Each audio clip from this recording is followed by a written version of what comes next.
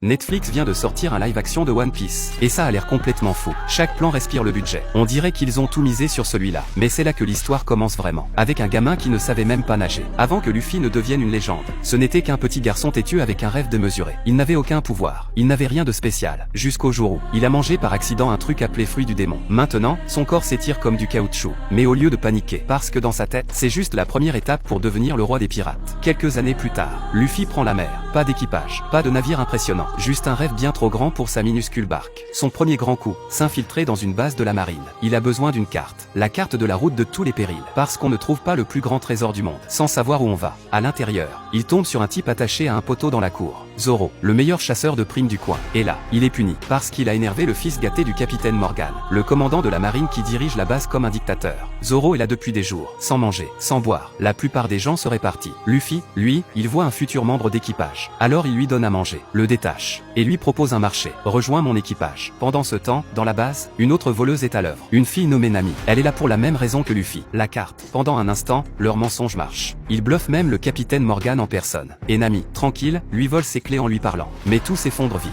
Morgan retrouve ses gardes assommés. L'alarme retentit. Toute la base comprend que quelqu'un est entré dans le coffre. Morgan arrive, bâti comme un tank. Alors Luffy fait la seule chose qu'il peut faire. Il s'étire, et se propulse hors de là, comme une fronde humaine. Et là, tu comprends que ce n'est pas juste une histoire de pirate un peu délire. C'est l'histoire d'un gamin parti de rien, qui refuse de plier face au monde. Et ça, ce n'est que le début de son équipage.